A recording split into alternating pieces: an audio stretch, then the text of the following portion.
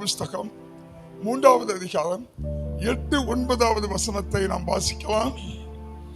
பகலில் குளிர்ச்சியான வேளையிலே தோட்டத்தில் உலாவுகிற தேவனாகிய கர்த்தருடைய சத்தத்தை அவர்கள் கேட்டார்கள். தோட்டத்தில் உலாவுகிற தேவனாகிய கர்த்தருடைய சத்தத்தை அவர்கள் கேட்டார்கள். அப்பொழுது ஆதாமும் அவன் மனைவியும் தேவனாகிய கர்த்தருடைய சந்நிதிக்கு விலகி தோட்டத்தின் விருட்சங்களுக்குள்ளே ஒளித்துக் கொண்டார்கள். ஹல்லேலூயா. அன்பான தேவனுடைய பிள்ளையை, வேதம் சொல்லுது, தேவனுடைய சமூகத்துக்கு விலகி தோட்டத்தின் விருட்சங்களுக்குள்ளாலே ஒளித்துக் கொண்டார்களா? ஹல்லேலூயா. அன்பான தேவ பிள்ளையை, தேவன் மனிதனோடு உறவாட வேண்டும், மனிதனோடு காரியங்களை பகிர்ந்து கொள்ள வேண்டும், மனிதனோடு பேச வேண்டும், மனிதனோடு சஞ்சரிக்க வேண்டும், மனிதனோடு நடக்க வேண்டும், தன்னுடைய இருதயத்தின் பாரங்களை மனிதனோடு ஷேர் பண்ணிக்கொள்ளணும், பரிமாறிக்கொள்ளணும் சொல்லிதான் தேவன் என்ன செய்தார்? அந்த மனிதனை உண்டாக்கினார். எப்படி மனிதனை உண்டாக்கினார் என்றால் தன்னை போல உண்டாக்கினார். பாருங்க, தமது சாயலின்படியே தமது ரூபத்தின்படியே தம்முடைய ஜீவனை கொடுத்து தம்முடைய சாயலாய் தேவன் உருவாக்கியது எதற்காக என்றால் தேவனோடு உறவாட, தேவனோடு சஞ்சரிக்க, தேவனுடைய காரியங்களை பகிர்ந்து கொள்ள, தன்னுடைய காரியங்களையும் தேவனோடு பகிர்ந்து கொள்ள. ஹல்லேலூயா. அதற்காகவே தேவன் அவருடைய ஆளுமையை கொடுத்தார், அவருடைய அதிகாரத்தை கொடுத்தார், கொடுத்து மனுஷனை தனக்கென்று வைத்துக் கொண்டார். ஹல்லேலூயா. ஆனா மனிதன் என்ன செய்தானா? பாவம் செய்து தேவ சமூகத்தை விட்டு விலகி போனானா? வேதம் சொல்லுது, அவன் பாவம் செய்து தேவன் பகலின் குளிர்ச்சியான வேளையில இந்த தேவனோடு மனுஷனோடு பேசும்படியாக, மனுஷனோடு உறவாடும்படியாக, மனுஷனோடு சஞ்சரிக்கும்படியாக, மனுஷனோடு நடக்கும்படியாக, பரஸ்பரம் மனுஷனோடு பேசிக்கொள்ளும்படியாக மனுஷனை தேடி இந்த ஏதேன் தோட்டத்திலே பகலின் குளிர்ச்சியான வேளையில வந்தபோது அங்க யாரு வரலையா? ஆதாம் ஏவாள் வரலையா? பாருங்க, பகலின் குளிர்ச்சியான வேளையில தேவன் வந்துட்டாரு. ஏன்னா இவங்க அனுதினமும் என்ன செய்யறாங்க? இந்த குளிர்ச்சியான வேளையில ஒருவருக்கு ஒருவர் உறவாடி கொள்கிறாங்க, ஒருவருக்கு ஒருவர் பேசிக் கொள்ளுகிறாங்க, ஒருவருடைய காரியத்தை ஒருவரோடு பகிர்ந்து கொள்றாங்க, ஒருவருடைய பாரத்தை ஒருவரோடு ஷேர் பண்ணி கொள்றாங்க. இப்ப கவனிங்க, டெய்லி இந்த குளிர்ச்சியான வேளையில தேவன் வருகிறபடினால இன்னைக்கு என்ன செஞ்சாரு? தேவன் வந்தாரு. யாரை தேடி? ஆதாம் ஏவாளை தேடி. ஆனா குளிர்ச்சியான வேளைகளை ஆதாம் ஏவாளை காணவில்லை. இவனுங்க ஆண்டவர் என்ன செய்யறாருன்னா, கொஞ்ச நேரம் ஆதாமோடு பேசிட்டு இருக்கலாம்னு சொல்லி இந்த பகலின் குளிர்ச்சியான வேளையில இந்த தோட்டத்துக்குள்ள வந்து ஆதாமை தேடுறாரு. ஆதாமை காணவில்லை. இப்ப ஆண்டவர் கூப்பிடுகிறார், ஆதாமே எங்கே இருக்கிறாய்? தேவன் தம்முடைய காரியத்தை இந்த மனுஷனோடு தம்முடைய சாயலாகிய, தம்முடைய ரூபமாகிய, தம்முடைய ஜீவனாகிய, தம்முடைய அதிகாரமிக்க இந்த மனுஷனோடு தன்னுடைய காரியத்தை பரிமாறிக்கொள்ளும்படியாக தேவன் தேடுகிறார் இந்த மனுஷனை. ஆதாமே நீ எங்கே இருக்கிறாய்? இப்ப ஆதாம் சொல்றாரு பாருங்க, நான் நிர்வாணியாக இருப்பதினால் பயந்து விருட்சங்களுக்குள்ளே ஒளிந்து கொண்டு இருக்கிறேன். அன்பான தேவனுடைய பிள்ளையே, பாவம் உள்ள வந்தாலே பயமும் சேர்ந்து வந்தோம். எந்த ஒரு மனுஷருக்குள்ளால பாவம் வந்துச்சோ அந்த மனுஷன் ஒருபோதும் தேவ சத்தத்தை கேட்க முடியாது. நல்ல கவனிங்க, இஸ்ரவேல் ஜனங்களுக்கு நேராக ஆண்டவர் பேசும்போது ஜனங்க சொல்றாங்க மோசையை பார்த்து, மோசே இந்த சத்தங்களுக்குள்ளால பயத்தை உண்டு பண்ணுது, இந்த சத்தம் இடிமுழக்கத்தின் சத்தம் போல இருக்குது, அதனால தேவன் எங்களோடு பேச வேண்டாம், நீ என்ன பேசுகிறாரோ அதை எங்களுக்கு கேட்டு சொல்லு. பாருங்க, ஒரு பரிசுத்தமுள்ள மனுஷன், தேவ திட்டத்தை நிறைவேற்றணுங்கிற துடிப்புள்ள மனுஷன், தேவனோடு உறவாடணும், தேவனோடு சஞ்சரிக்கணும், தேவனோடு பேசணும்னு துடிப்புள்ள மனுஷன் மட்டும்தாங்க தேவ சத்தத்தை கேட்க முடியும். பாவம் நிறைந்தவன் ஒருபோதும் தேவ சத்தம் கேட்க முடியாது. இங்க ஆதாம் சொல்றான், உம்முடைய சத்தம், உம்முடைய கூப்பிடுதல் சத்தத்தை கேட்டதுனால நான் என்ன செய்ய பயந்து ஒளிந்து கொண்டிருக்கிறேன். அது மட்டுமில்ல சொல்றா, நான் நிர்வாணியா இருக்கிறேன். நான் நிர்வாணியா இருக்கிறதுனால உங்க முன்னாடி வர்றதுக்கு எனக்கு வெட்கமா இருக்குது. அன்பான தேவ பிள்ளையே, பாவம் வந்துட்டாலே நிர்வாணம் வந்துவிடும். எந்த ஒரு மனுஷனுக்குள்ளால பாவம் உண்டாகுதோ அந்த மனுஷனை கொஞ்சம் கொஞ்சமா அத்தனையும் உறிந்து நிர்வாணமாக்கி விடும். ஹல்லேலூயா. பாவம் ஒரு மனுஷனை நிர்வாணமாக்கி ரோட்டில் அலைய விடுறது வரைக்கும் அவனுடைய பாவம் அவன் வீட்டு வாசப்படியில படுத்து இருக்கும். அப்ப கவனிங்க, பாவம் முதலாவது என்ன செய்யணும்? தேவ சமூகத்தை விட்டு விலக செய்யும், தேவ சத்தம் கேட்க முடியாதபடிக்கு செய்யும். அடுத்தது என்ன செய்யணும்? தேவனோடு கூட உறவாட முடியாதபடிக்கு பாவம் நம்மளை நிர்வாணியாக்கி விடும். ஹல்லேலூயா. மட்டுமல்ல, பாவம் ஐக்கியத்தை விட்டு விலக செய்யும். எப்போ ஒரு மனுஷனுக்குள்ளால பாவம் வந்துச்சோ அந்த மனுஷன் செய்ய முடியாதுன்னா சபை கூடிவதில் கலந்து கொள்ள முடியாது, சகோதரர்களோடு உள்ள ஐக்கியத்துல தரித்திருக்க முடியாது. எல்லா ஐக்கியங்களையும் விட்டு கொஞ்சமா என்ன செய்வான்? வெளியே போயிடுவான். இந்த ஆதாமுடைய சூழ்நிலை கூட அப்படிதான் ஆயிடுச்சு பாருங்க. கொஞ்சமா என்ன செஞ்சுட்டா? கவனிங்க, நம்ம சாதா ஒரு நம்ம வீட்டு பிள்ளைகள் இருக்கிறாங்க, நம்ம கூப்பிட்டு கேட்கிறோம், நீ எங்க இருக்கிறாய்னு கேட்ட பிள்ளைங்க என்ன சொல்லணும்? ஒன்னுனா பெட்ரூம்ல இருக்கேன்னு சொல்லணும், இல்லைன்னா ஹால்ல இருக்கேன்னு சொல்லணும், இல்லைன்னா கிச்சன்ல இருக்கேன்னு சொல்லணும். ஆனா இந்த ஆதாம் அப்படி பதில் சொல்லல. என்ன சொல்றான்னா, நான் நிர்வாணமாக இருப்பதினால் பயந்து ஒளிந்து கொண்டிருக்கிறேன். ஹல்லேலூயா, ஹல்லேலூயா. நல்ல கவனிங்க. அப்ப கவனிங்க, தேவன் எந்த இடத்துல ஆதாமை வைத்தாரோ அந்த இடத்துல இருக்க ஆதாம் தவறிட்டான். நம்மளே பாத்தீங்கன்னா அநேக நேரங்கள்ல தேவன் வைத்திருக்கிற தேவ திட்டத்தை விட்டு தவறிடுறோம், தேவ நோக்கத்தை விட்டு தவறிடுறோம். தேவன் எந்த இடத்துல வைத்தாரோ அந்த இடத்தை விட்டு நம்ம. ஆனா கவனிங்க, சர்ச்சுக்குள்ள வாழணுங்களேன், நம்முடைய இடம் நமக்கு வேணும்.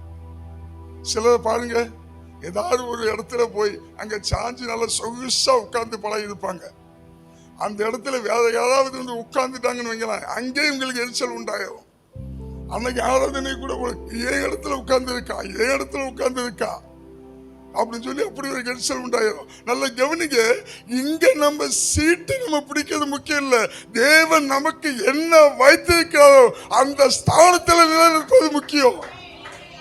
உன் இடத்தை நீ தக்க வைத்துக் கொள்வதல்ல, தேவன் உனக்காக என்ன சித்தம் வைத்தாரோ, என்ன நோக்கம் வைத்தாரோ, எந்த திட்டத்தை உனக்கு வைத்தாரோ அந்த திட்டத்துல நீ தரித்திருக்கிறல்ல, அது உனக்கு உச்சிதமா இருக்கும், அது உனக்கு மேன்மையா இருக்கும், அது உன்னுடைய வாழ்க்கையில உயர்வுகளை கொண்டு வரும். ஹல்லேலூயா.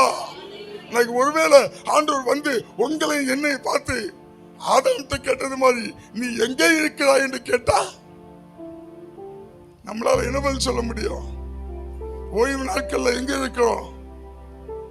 நண்பர்களோடு சுற்றுலா, ஓய்வு நாட்கள்ல சினிமா தியேட்டர், ஓய்வு நாட்கள்ல எங்கெங்கே நேரங்களை கழித்துக் கொண்டிருக்கிறோம். அன்பான தேவனுடைய பிள்ளையே, நம்ம மேல ஒரு நோக்கம் உண்டு, நம்ம மேல ஒரு தேவ திட்டம் உண்டு, நம்ம மேல ஒரு தரிசனம் உண்டு. ஒருபோதும் தேவ திட்டங்களை விட்டு தேவ தரிசனங்களை விட்டு நம்ம வழி விலகி போய்விடக் கூடாது. ஆதாம் ஆண்டவர் கூப்பிடுறாரு, ஆதாம் நீ எங்க இருக்கிறாய்னு கூப்பிடுறாரு. ஆனா ஆதாம் என்ன செஞ்சுக்கிட்டா? ஒளிஞ்சுக்கிட்டான். பகலின் குளிர்ச்சியான வேளையில ஆதாமை காணவில்லை, ஏவாளை காணவில்லை. ஹல்லேலூயா. ஒருவேளை சிம்சோனை பார்த்து ஆண்டவர், சிம்சோனை நீ எங்கே இருக்கிறாய்னு கேட்டிருந்தா, தெளிலால் மடியில புரண்டு கண் புடுங்கப்பட்டவனாய், கைகளில் விலங்கிடப்பட்டவனாய், காட்சி பொருளாய் தொங்கிக் கொண்டிருக்கிறேன். ஒருவேளை யோனாவை பார்த்து ஆண்டவர், யோனாவே நீ எங்கே இருக்கிறாய் என்று கேட்டிருந்தா, உம்முடைய வார்த்தைக்கு கீழ்ப்படியாமல் மீன் வயிற்றுக்குள் மலக்குடலுக்குள் நாற்றம் தாங்காமல் விண்ணப்பம் செய்து கொண்டிருக்கிறேன். ஒருவேளை தாவீதை பார்த்து, தாவீதே நீ எங்கே இருக்கிறாய் என்று கேட்டிருந்தார், ஆண்டவரே பள்ளியறைக்குள் பச்சைபாலிடம் பாலகன் உரியாவுக்கு விரோதமாய் விரோதம் செய்து கொண்டிருக்கிறேன். ஒருவேளை யோசேப்பை பார்த்து கேட்டிருந்தான் வைங்களா, யோசேப்பு சொல்லியிருப்பான், ஆண்டவரே பொல்லாப்புக்கு விலகி உம்முடைய பலத்த கரத்துக்குள்ளால புடமிடப்பட்டவனாய் நான் பாதுகாப்பாய் இருக்கிறேன். ஒருவேளை யோபுவை பார்த்து, ஆண்டவர் யோபுவே எங்கே இருக்க அப்படின்னு ஆண்டவர் கேட்டிருப்பாருங்களா, யோபு என்ன சொல்லியிருப்பான், ஆண்டவர் எத்தனையோ தூஷணங்கள் வந்த போதிலும் உம்மை தூஷிக்காதபடிக்கு நான் துணிகரம் உள்ளவனாய் உங்க சமூகத்தில் இருக்கிறேன். நம்ம எப்படி சொல்ல போறோம்? சிம்சோனை போல, யோனாவை போல, தாவீதை போல சொல்ல போறோமா? அல்லது உத்தமனாகிய யோசேப்பை போல, உத்தமனாகிய யோபுவை போல பதில் சொல்ல போறோமா? அன்பான தேவனுடைய பிள்ளையே, இந்த கிறிஸ்தவ வாழ்க்கையை ஒவ்வொரு நாளும் நாம் தியானித்து தியானித்து நிதானித்து வாழ வேண்டிய வாழ்க்கை இது. எவனோ தானே வாழக்கூடாது. கிடைக்கிற இடமெல்லாம் சொர்க்கம் என்று வாழ்ந்துவிடக் கூடாது. தேவ பயத்தோடு வாழணும். ஹல்லேலூயா, ஹல்லேலூயா. நல்ல கவனிங்க, ஆண்டவர் இந்த ஆதாம் கேட்கிறார், ஆதாமே நீ எங்கே இருக்கிறாய்? இந்த ஆதாம் சொல்றா, நான் நிர்வாணியாய் இருப்பதனால் ஒளிந்து கொண்டிருக்கிறேன். ஏங்க நான் கேட்கிறேன், இந்த ஆதாம் நேற்றைக்கு முந்தானெல்லாம் பல விதத்துல கலர் கலரா ட்ரெஸ் போட்டுட்டு இருந்தானா? ஆண்டவர் வந்து கேட்கிறார், ஆண்டவர் ஆதாம் நீ எங்கே இருக்கிறாய்? ஆதாம் சொல்றா, நான் நிர்வாணியானபடி நான் ஒளிந்து கொண்டிருக்கிறேன். அப்ப நேத்தைக்கு நிர்வாணி தாங்க, இன்னைக்கு இல்ல, இதுக்கு முன்னாடி நிர்வாணி தான். ஆனா ஆதாம் ஒரு நிர்வாணிக்கு தான் நிர்வாணியா இருக்கிறேங்கிறத இன்னைக்கு தான் தெரியுது. இதுவரைக்கும் தெரியல. அவன் நேற்றுக்கு வரைக்கும் நினைச்சிட்டு இருக்கிறான் நான் நிர்வாணி இல்ல. இன்னைக்குதான் அவனுக்கு தெரியுது ஒரு நிர்வாணியா இருக்கிறேன்னு. காரணம் என்ன நினைக்கீங்க? காரணம் என்ன நினைக்கீங்க? நல்ல கவனிங்க. இதுவரைக்கும் அவன் நிர்வாணி இல்லை என்பதற்கு சான்று என் தேவனுடைய மகிமை அவனை மூடி இருந்தது. என் தேவனுடைய பிரசனம் அவனை மூடி இருந்தது. என் தேவனுடைய வல்லமை அவனை மூடி இருந்தது. என் தேவனுடைய கரம் அவனை மூடி இருந்தது. எப்ப பாவம் செய்தானோ அப்ப தேவ கரம் அவனை விட்டு நீங்கிச்சு. அப்பதான் அவன் யாருன்னு தெரியுது, அவனுக்கு நிர்வாணின்னு தெரியுது.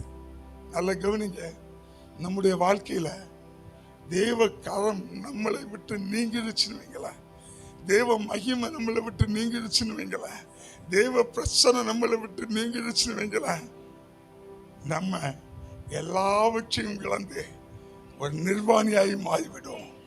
நம்முடைய தாளந்துகளை இழந்துருவோம், நம்முடைய வளங்களை கலந்துருவோம், நம்முடைய கிருபைகளை கலந்துருவோம், நம்முடைய ஸ்தானங்களை கலந்துருவோம், நம்முடைய உச்சிதங்களை கலந்துருவோம். நல்ல கவனிங்க, எப்போ பாவம் நமக்குள்ள வருதோ அப்ப அவருடைய மகிமை நம்மளை விட்டு நீங்கிடும். மகிமை நம்மை விட்டு விலகாதபடிக்கு எப்பவும் என்ன செய்யணும்னா அவருடைய பலத்தை கரத்துக்குள்ளால நம்ம பாதுகாப்பா இருக்கிறத விரும்பணும். ஹல்லேலூயா, ஹல்லேலூயா. நல்லா கவனிங்க, சாத்தான் ஆதாம கொன்னா போட்டான்.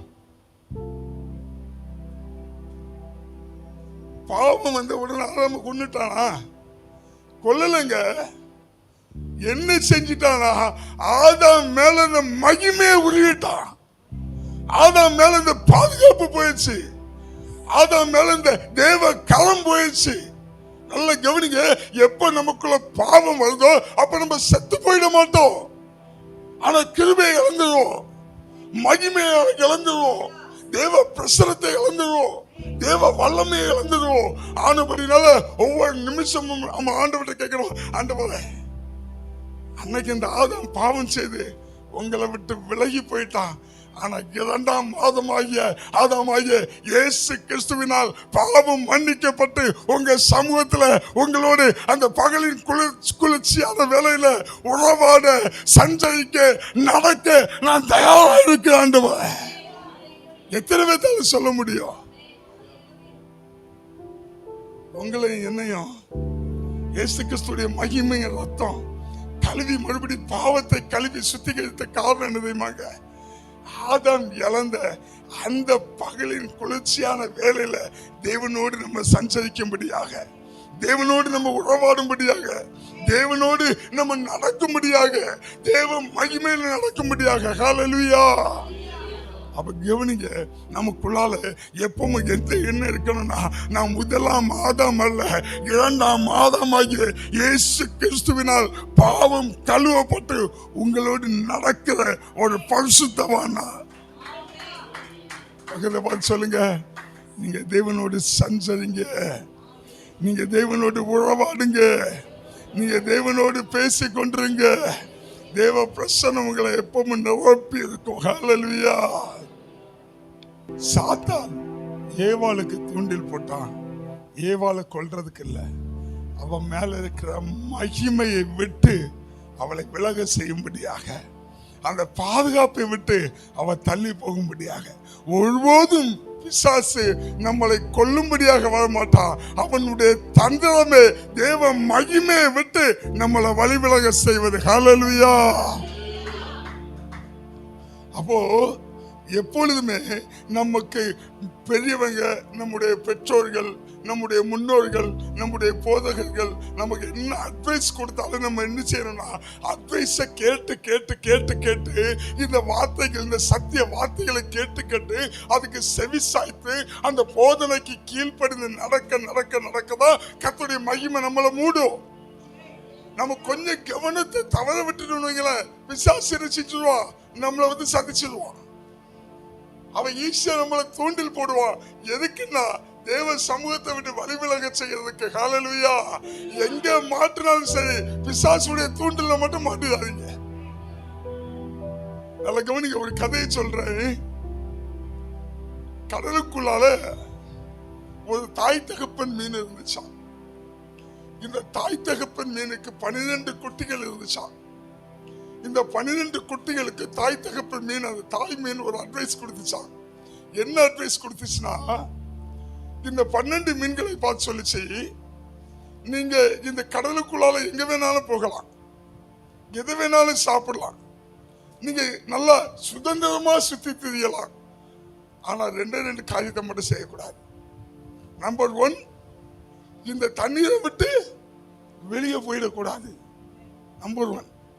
நம்பர் 2, உங்களுக்கு தூண்டில் வரும். அந்த தூண்டில உங்களுக்கு ஒரு இலை இருக்கும். எக்காரணம் கொண்டு அதை மட்டும் என்ன செஞ்சிடக்கூடாது, கடிச்சிடக்கூடாது. உங்களுக்கு 2 கண்டிஷன் தான். 1, தண்ணியை விட்டு வெளியே போயிடக்கூடாது. இன்னொன்னு என்ன செய்யக்கூடாது, தூண்டில வதக்கிற அந்த இலையை நீங்க கடித்து விடக்கூடாது. இப்போ வீட்டுக்கு ஒண்ணு ஆகாதது இருக்கதானே செய்யும். இப்ப அதுல ஆகாதது ஒண்ணு கேட்டுச்சா, கிளவி, தாய் கிளவி, உனக்கு இதை சொல்லிக் கொடுத்தது யாரு? நீ எப்பமாவது போனியா? நீ எப்பமா போய் மாட்டியா? நீ என்னமோ எல்லாம் பார்த்துக்கிட்டு வந்து கதை சொல்ற மாதிரி சொல்லிட்டு இருக்கிற, இதெல்லாம் நான் நம்ப மாட்டேன் அப்படின்னு சொல்லிச்சான். சொன்னதோடு விடல, மற்ற 11 குட்டியும் பார்த்து கேட்டுச்சான், ஒரு வாட்டி நம்ம போயிட்டு வரலாமா, ஒரு வாட்டி நம்ம போயிட்டு வரலாமான்னு கேட்டுச்சான். இப்ப இந்த 11 குட்டியும் சொல்லிச்சான், அம்மா சொன்ன வாக்கு அமிர்தம், மீறக்கூடாது அப்படின்னு சொல்லிச்சான். இந்த 1 மட்டும் சொல்லிச்சா, இல்ல இல்ல அம்மா என்னத்த, தாய் கிளவிக்கு என்ன தெரியும், வயசாகி போச்சு, அது எப்பவுமே என்ன செய்யும், இப்படிதான் ஏதாவது ஒண்ணு இல்லாத கட்டுக்கதையெல்லாம் நம்மகிட்ட சொல்லி சொல்லி சொல்லி நம்மளை வேதனைப்படுத்திக்கிட்டே இருக்கோம் அப்படின்னு சொல்லிக்கிட்டு, இது எப்படியாவது போயிடணும், தூண்டில கடிச்சிடணும் அப்படின்னு சொல்லி வகை தேடிச்சான். அப்ப தாய் கிளவி மறுபடியும் கூப்பிட்டு சொல்லிச்சான், ஒருவேளை நீ அந்த தூண்டில போய் கடிச்சிட்டனா உன் வாழ்க்கை நரகம். உடனே இது கேட்டுச்சா, ஏ தாய் கிளவி, நரகத்தை பத்தி சொர்க்கத்தை பத்தி உனக்கு என்ன தெரியும், நீங்க போயிட்டா வந்த எப்பா, அது நரகத்தை விட மோசமானது. கையில நீ மாட்டிட்ட, உன்னை உயிரோட வச்சு வெட்டுவான், உயிரோட வச்சு மிளகு தடவுவான், உயிரோட வச்சு தீல சுடுவான், உயிரோட வச்சு சட்டியில போட்டு வறுப்பான். அது மட்டும் இல்ல, நம்ம சொல்லல குடலை உருவி சோமால போட்டுருவேன்னு, அதே போல உன் குடலை உருவி நாய்க்கு போட்டுருவான். கவனமாதுன்னு சொல்லிச்சான். இது கேட்கல. இது என்ன செஞ்சிச்சு? நீந்தி நீந்தி நீந்தி மேல வந்துச்சு. மேல ஒரு தூண்டில் இருந்துச்சு, தூண்டில கொண்டு வாயை கொடுத்துச்சு, மாட்டுக்குச்சு. மாட்டினாதான் தெரியும் நரகம் எப்படி இருக்குன்னு. அதே போலதான் பாருங்க, ஏவாளுக்கும் பிசாசு தூண்டில வச்சுச்சு. ஆண்டவர் எவ்வளவோ சொன்னாரு, நீங்க எல்லாவற்றையும் புசிக்கலாம், நீ எல்லாவற்றையும் அனுபவிக்கலாம், ஆனா நீ என்ன செய்யக்கூடாது? நன்மை தீமை விருட்சத்துக்கு கனியை மட்டும் நீ செய்யக்கூடாது, புசிக்க கூடாது. ஆனா ஏவாளுக்கு உள்ள போகல, ஏவாளுக்கு உள்ள போகல. ஏவாள் என்ன செஞ்சா? போய் புசிச்சா. இப்ப மீறி நம்ம கையில மாட்டின சூழ்நிலை என்ன ஆகும்? நம்ம என்ன செய்வோம்? அழகா எடுத்துட்டு வந்து அதுக்கு தோலை உரிச்சு அது அழகா வெட்டி அழகா மிளகு தடவி அடுப்புல வச்சு சுடுவோமா, சட்டில போட்டு வறுப்போமான்னு தெரியாது இல்ல. இதான் மீனுடைய நிலைமை. அதே போலதான் இன்னைக்கு நம்ம நிலைமை. நல்ல கவனிங்க. தூண்டில மாட்டிட்டோன்னு வைங்களேன், நரகம் தான். பக்கத்தை சொல்லுங்க, பிசாசுக்கு தூண்டில மாட்டிட்டா எல்லாம் இழந்துருவ, கிருபை இழந்துருவ, மகிமை இழந்துருவ, பிரசனத்தை இழந்துருவ, வல்லமை இழந்துருவ, சுற்றுவான் வச்சு. ஹல்லேலூயா. கவனிங்க.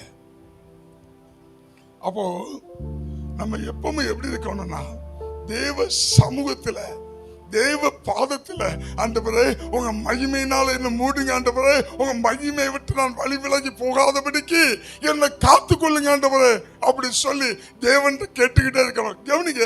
இப்ப தேவன் தோட்டத்துக்குள்ள வந்தால, இப்ப நான் உங்கள்கிட்ட ஒரு கொஸ்டின் கேட்கிறேன். தப்பு செஞ்சது யாரு? ஆதாமா ஏவாளா? பதில் சொல்லுங்க. தப்பு செய்தது ஆதாமா ஏவாளா? ஆண்டவர் வந்து ஏவாளா நீ எங்க இருக்கிறாய் அதான கூப்பிட்டுக்கணும். ஆண்டவர் ஏன் ஆதாம கூப்பிட்டாரு? நல்ல கவனிங்க. 2வது அதிகாரத்துல 15வது வசனத்தை ஒன்று வாசிங்க. ஆதியாகமம் 2:15. தேவனாகிய கர்த்தர் மனுஷனை ஏதேன் தோட்டத்தில் அழைத்து கொண்டு வந்து அதை பண்படுத்தவும் காக்கவும் வைத்தார். அப்ப கவனிங்க, ஏதேன் தோட்டத்தை பண்படுத்துவதும் காப்பதும் யாருடைய கடமை? ஆதாமுடைய கடமை. நல்ல கவனிங்க. ஆதாம் மனைவியை பாதுகாக்க தவறிட்டான். ஆனா ஆண்டவர் என்ன செய்துட்டானா, ஏதேன் தோட்டத்தை மட்டும் இல்ல, மனைவிக்கும் காவலாய் ஆதாமை வைத்தாரு. ஆதாம் மனைவியை காக்க தவறிவிட்டார். நல்ல கவனிங்க. புருஷர்களுடைய கடமை மனைவியை காத்துக்கொள்வது. கணவன் மனைவி ஒருபோதும் என்ன செய்யக்கூடாது? பிரிந்து இருக்க கூடாது. இது தேவ சித்தம் அல்ல. கணவன் மனைவி பிரிந்து இருந்தா அங்க பிசாசு வந்து தூண்டில் போட்டுருவான். கவனிங்க. பிசாசு வஞ்சிச்சது ஏவாளதான். ஆனா ஏவாளை வஞ்சிக்கும் போது அங்க யாரும் இல்ல, ஆதாம் இல்ல. ஆதாம் இல்லாதனால பிசாசால ஈஸியா ஏவாளை வஞ்சிக்க முடிஞ்சிச்சு. ஆனா ஆதாம் என்ன செய்யணும்னா, ஏவாளை பாதுகாக்கிற வளையமாய் ஆதாம் இருந்துக்கணும். ஆதாம் எங்க போனான்னு தெரியல. ஒரு குடும்பத்துக்குள்ள எப்போதுமே கணவன் மனைவியை சார்ந்து இருக்கணுங்க. ஏன் ஆண்டவர் சொல்றாரு, மனுஷன் தனிமையாக இருப்பது நல்லதல்ல. அதுக்காக என்ன செஞ்சுட்டானா, புருஷனுக்கு மனைவியையும் மனைவிக்கு புருஷனையும் ஆண்டவர் இணைச்சிட்டாரு. இந்த இணைப்புக்குள்ளால யாரும் உள்ள வரக்கூடாது. ஏன்னா வசனம் சொல்லுது, 2 பேரும் எப்படிதான் இருப்பாங்களா? இசைந்து இருப்பாங்களா? அப்ப கவனிங்க, சில பிசாசுகள் இதுக்குள்ள வரவைக்கு என்ன செய்யக்கூடாது? இடம் கொடுக்க கூடாது. என்ன டிசிஷன் எடுத்தாலும் எப்படி இருக்கணும்? கணவனும் மனைவியும் சேர்ந்து எடுக்கணும். பக்கத்துல சொல்லுங்க, என்ன டிசிஷன் எடுத்தாலும் ஆண்கள் சொல்லுங்க, உங்க பொண்டாட்டிய வச்சு எடுங்க. மனைவிகள் சொல்லுங்க பக்கத்துல, என்ன டிசிஷன் எடுத்தாலும் உங்க புருஷனை வச்சு எடுங்க. இப்ப கவனிங்க, கணவன் மனைவி உறவுக்குள்ள சில பிரச்சனைகள் வர எங்கிருந்து வருதுன்னு நினைக்கீங்க? ஆவியானவரை கைட் பண்றதுனால நான் பேசிட்டு இருக்கிறேன். இந்த சப்ஜெக்ட் இது இல்லை, ஆனா இதுக்குள்ள சில ஆழமான விஷயங்கள் இருக்குது. இந்த ஆதாம் ஏவாள் தேவ சமூகத்தை விட்டு தேவன் தேடுகிற அந்த கொலைச்சியான வேலையில தேவ சமூகம் வராம விலகி போனதுக்கு காரணம் ரெண்டு பேரும் பிரிவுதாங்க. சில குடும்பங்கள்ல நீங்க மாமியார்கள் நிறைய இருக்கீங்க, மருமக்களும் நிறைய இருக்கீங்க. சொல்றேன் கவனிங்க, உங்க பிள்ளைகளுக்கு திருமணம் ஆயிடுச்சுன்னா அவங்க வாழ்க்கையில நீங்க மூக்க நுழைக்கவே கூடாது. கணவன் மனைவி ஒருபோதும் என்ன செய்யக்கூடாது, தனியா இருக்கவே கூடாது. ஏன்னா ஆண்டவர் சொல்றாரு, தனிமையா இருப்பது நல்லது இல்லை. ஆதாம் ஏவாளோடு இல்லாதனாலதான் ஏவாள் வஞ்சிக்கப்பட்டா. நல்ல கவனிங்க, அப்ப புருஷன் மனைவி எப்படிதான் இருக்கணும், இசைந்து இருக்கணும். மட்டுமல்ல, பிள்ளைகள் எப்படி இருக்கணும், அப்பாவையும் அம்மாவையும் சார்ந்து இருக்கணும். இந்த குடும்பங்கள்ல பாருங்க, அம்மா இருக்காங்கன்னா பிள்ளை அம்மாட்ட இருந்து பேசிட்டு இருக்காது, அது இங்கே போய் தனியா உட்கார்ந்து இருக்கும். பிள்ளைகள் தனிமையை விரும்புறாங்க. இந்த குடும்பங்கள்ல நம்ம அநேக குடும்பங்கள்ல பார்க்கிறோம். கணவன் மனைவி தனிமையை எதிர்பார்க்கிறான், மனைவி கணவனை விட்டு தனியா போறான், தகப்பனை விட்டு தாயை விட்டு பிள்ளைகள் தனியா போறாங்க. இந்த காலகட்டத்தில் திடீர்னு ஒரு சொந்த பந்தம் வீட்டுக்கு வந்துச்சுன்னு வைங்களேன், நம்ம பிள்ளைகளை பாருங்க எங்கேயாவது போய் தனியா உட்கார்ந்து இருப்பாங்க. தனிமை தனிமை தனிமை தனிமையை தேடுது இந்த கால சந்ததி. அன்பான தேவனுடைய பிள்ளையே, எங்கெல்லாம் தனிமையா போறீங்களோ அங்கெல்லாம் வஞ்சிக்கப்படுவீர்கள். ஒருபோதும் தனிமையை தேடக்கூடாது, ஐக்கியத்தை தேடணும். உறவுகளோடு ஐக்கியமா இருக்கணும், குடும்பங்களோடு ஐக்கியமா இருக்கணும், சபையோடு ஐக்கியமா இருக்கணும், நண்பர்களோடு ஐக்கியமா இருக்கணும். நீ தனிமை தனிமை போனா அந்த தனிமைக்குள்ளால உனக்குள்ள பயங்கர அவலட்சணங்கள் வரும். அநேக பிள்ளைகளை பார்க்கிறோம், தனியா போய் உட்கார்ந்து நினைச்சாங்க, செல்போன் நோண்டுறாங்க. இன்னைக்கு எல்லாருக்கும் என்ன பிடிக்குது, தனிமை பிடிக்குதுங்க. பாருங்க, ஏவாள் தனிமையாய் போனால் வஞ்சிக்கப்பட்டாள். ஒருபோது நம்ம செய்யக்கூடாது, தனிமையை தேடக்கூடாது. ஆண்டவர் சொல்றாரு, தனிமையாக இருப்பது நல்லதல்ல. அப்படி ஒருவேளை நீங்க தனிமையா இருக்கிறீங்கன்னா, தனிமையா இருக்கும் போது தேவனோடு தனித்து இருக்க பழகிக் கொள்ளுங்கள். ஹல்லேலூயா. தேவனோடு உறவை வளர்த்துக் கொள்ள பழகிக் கொள்ளுங்க, தேவனோடு சஞ்சரிக்க பழகுங்க, தேவனோடு உறவாட பழகுங்க, தேவனோடு ஐக்கியம் கொள்ள பழகுங்க. உங்க தனிமை எப்பொழுதுமே தேவனோடு இருக்கவங்க அல்லாம ஒருபோதும் நீங்க தனிமையா இருக்க கூடாது. தனிமை தனிமை விரும்பினால்தான் அநேக குடும்பங்கள் பிரிந்து போயிடுச்சு. ஒருபோதும் தனிமையாக இருப்பதை தேவன் விரும்புவதில்லை. சரி, இது நமக்கு சப்ஜெக்ட் இல்லை. இப்ப பாருங்க, ஆண்டவர் எந்த நேரத்தில் தேடி வருகிறாரா, பகலின் குளிர்ச்சியான வேலை. இப்ப கவனிங்க, குளிர்ச்சியான வேலையில உறவாடுறது அவருக்கு பிடிக்கும், குளிர்ச்சியான வேலையில சஞ்சரிப்பது அவருக்கு பிடிக்கும். இப்ப ஆதாம் என்ன செஞ்சுட்டா, குளிர்ச்சியான வேலையில, பக்கத்து சொல்லுங்க, குளிர்ச்சியான வேலையில ஆதாம் ஏவாளை காணவில்லை. இப்ப இந்த குளிர்ச்சியான வேலையில ஆண்டவர் ஆளை தேடுறார் உறவாடுறதுக்கு. இந்த குளிர்ச்சியான வேலையில ஆண்டவர் உறவாடுறதுக்கு ஆளை தேடுறாருங்க. ஆதாம் இழந்துட்டாங்க, ஆதாமை தேடி வந்தாரு, ஆதாமை காணவில்லை. இப்ப அவருக்கு உறவாடணும், அவர் சஞ்சரிக்கணும், அவருடைய பாரத்தை ஷேர் பண்ணணும், அவருடைய பாரத்தை பேசணும். அதுக்கு இன்னைக்கு ஆட்களை தேடுறாரு. எப்ப தேடுறாரு? குளிர்ச்சியான வேலையில. இப்போ மறுபடியும் சொல்றேன், குளிர்ச்சியான வேலையில ஆதாமை காணல, ஏவாளை காணல. இப்ப நீங்க எத்தனை பேர் தயாரா இருக்கீங்க? அந்த குளிர்ச்சியான வேலையில நான் உறவாட தயாரா இருக்கேன், நான் சஞ்சரிக்க தயாரா இருக்கேன், நான் பேச தயாரா இருக்கேன். எத்தனை பேர்? எத்தனை பேர்? சூப்பர். இப்ப அவர் பார்க்கிறாரு, அந்த ஆதாம் போனா போட்டியா, அந்த ஏவாள் போனா போட்டியா, இங்க அநேக ஆதாம்கள் இருக்காங்க. அநேக ஏவாள். சரி, இப்ப குளிர்ச்சியான நேரத்தை கண்டுபிடிக்கணும் இல்ல, அப்பதானே நம்ம உறவாட முடியும், அப்பதானே சஞ்சரிக்க முடியும், அப்பதானே அவரோடு பரஸ்பரம் பேசிக்கொண்டிருக்க முடியும். குளிர்ச்சியான வேலை என்னன்னு நீங்களே கண்டுபிடிங்க. 24 மணி நேரம் டைம். இந்த 24 மணி நேரம் டைம்ல எப்ப உங்களுக்கு குளிர்ந்து நீங்க எப்ப போர்வையை போத்துறீங்க சொல்லுங்களேன். அதிகாலை 3 மணி 3 மணி வரைக்கும் நல்லா தான் தூங்குவீங்க. 3 மணிக்கு என்ன செய்யலாம் நினைக்கீங்க? மெல்ல போர்வைய போத்தலாம். ஏன்? குளிர் அடிக்குது. இப்ப ஆண்டவர் சொல்றாரு, இந்த குளிர்ச்சியான வேலையை நீ எனக்கு கொடுங்கிறார். ஹல்லேலூயா. யாத்ராகமம் 34வது அதிகாரம் 2வது வசனம். விடியற் காலத்தில் நீ ஆயத்தமாகி சீனாய் மலையில் ஏறி அங்கே கவனிங்க. விடிய காலத்தில் நீ ஆயத்தமாகி சீனாய் மலையில் ஏறி சீனாய் மலையில் ஏறி அங்கே மலையின் உச்சியின் காலமே அங்கே மலையின் உச்சியில் காலமே என் சமூகத்தில் வந்து நில். கவனிங்க, மோசேக்கு என்ன சொல்றாரு? நீ அதிகாலையில ஆயத்தமாகி சீனாய் மலைக்கு வா.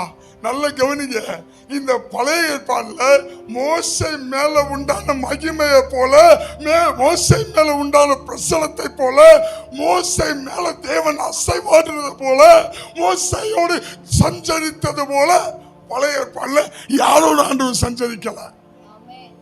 அதுக்கு காரணம் என்ன? அதிகாலையில மோசே மலைக்கு மேல போய் தேவனோடு சஞ்சரித்தான், தேவனோடு உறவாடினான், தேவனோடு பேசினான். அப்ப நல்லா கவனிங்க, இந்த பகலின் குளிர்ச்சியான வேளையில ஆதாம காணல. அப்ப ஆண்டவர் என்ன செய்யறாருன்னா உங்களை தேடுகிறாரு. அப்ப நீங்க என்ன செய்யணும்னா எத்தனை மணிக்கு ஆண்டவரை தேடணும்? எத்தனை மணிக்கு? நீதிமொழிகள் 6:10 வாசிங்க. நீதிமொழிகள் 6:10. இன்னும் கொஞ்சம் தூங்கட்டும், இன்னும் கொஞ்சம் உறங்கட்டும், இன்னும் கொஞ்சம் கை முடக்கி கொண்டு நித்திரை செய்யட்டும் என்பாயோ. தொடர்ந்து. உன் தரித்திரம் வழிபோக்கனை போலவும் உன் வறுமை ஆயுதம் அணிந்தவனை போலவும் வரும். நல்ல கவனிங்க. அப்ப கவனிச்சிடுங்க. காலையில அநேகருக்கு விடிய காலம்னா 7 மணி. இந்த 7 மணிக்கு எழுப்பினாலும் என்ன சொல்றோம்? ஒரு 5 நிமிஷம், ஒரு 2 நிமிஷம், ஒரு 4 நிமிஷம். எழுப்புறது எத்தனை மணிக்கு? 7 மணி. இன்னும் சிலருடைய வாழ்க்கையில 8 மணி தான் அதிகாலை, இன்னும் சிலருடைய வாழ்க்கையில 10 மணி தான் அதிகாலை. 10 மணிக்கு எழுப்பினாலும் என்ன 5 நிமிஷம். வசனம் சொல்லுது, இன்னும் கொஞ்சம் முழங்கட்டும், இன்னும் கொஞ்சம் முழங்கட்டும் என்று நீ கை முடக்கி கொண்டு தூங்கினா என்ன செய்யுமா? தரித்திரம் வழிபோக்கனை போல வருமா?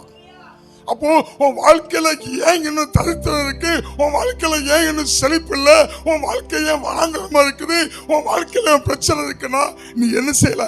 அதிகாலையில பகலின் குளிர்ச்சியான வேலையில தேவனோடு உறவாடல. இன்னும் கொஞ்சம் உறங்கட்டும், இன்னும் கொஞ்சம் உறங்கட்டும். அதே நீதிமொழிகள்ல 8:17 வாசிங்க.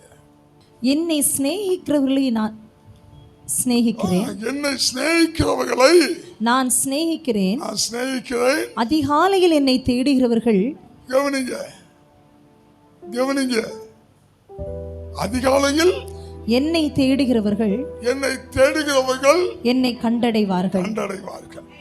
நான் இப்ப உங்கள்கிட்ட ஒரு கொஸ்டின் கேட்கிறேன். அதிகாலை குளிர்கிற டைம் 3 மணிலிருந்து 5-5:30 மணி வரை தான். குளிர்ச்சியான வேலை எது? 5:30 மணி தாண்டினா மறுபடியும் ஹீட் அடிக்க ஆரம்பிச்சிடும். அப்ப குளிர்ச்சியான வேலை 3 மணிலிருந்து 5:30 மணி வரை.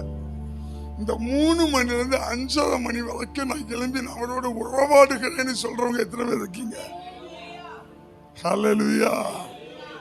இந்த 3 மணிலிருந்து 5:30 மணி தான் தேவனோடு பேசுகிற வேலை. அதிகாலைங்கிறது நீங்க நினைக்கிறது மாதிரி 7 மணி இல்லை, 3 மணிலிருந்து 5:30 மணி வரை. நல்லா புரிந்து கொள்ளுங்க.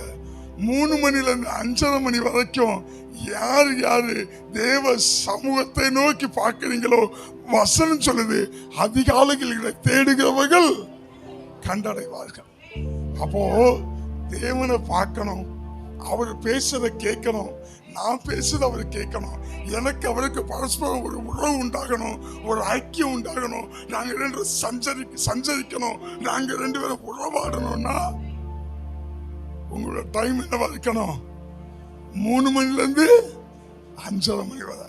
நல்லா கவனிங்க, இந்த 3 மணில இருந்து 5:30 மணி வரைக்கும் எந்தெந்த பிள்ளைங்க நீங்க தேவனோடு உறவாடுறீங்களோ, எந்தெந்த பிள்ளைங்க தேவனோடு சஞ்சரிக்கிறீங்களோ, எந்தெந்த பிள்ளைங்க உங்களுடைய பாரத்தை அவரோடு ஷேர் பண்றீங்களோ, எந்தெந்த பிள்ளைங்க அவருடைய பாரத்தை நீங்க எடுத்துக்கொள்றீங்களோ, உங்க வாழ்க்கையில தோல்வி இருக்காது, உங்க வாழ்க்கை வெற்றி ஆகும், உங்க வாழ்க்கை மேன்மையாகும், உங்க வாழ்க்கை உயருங்க.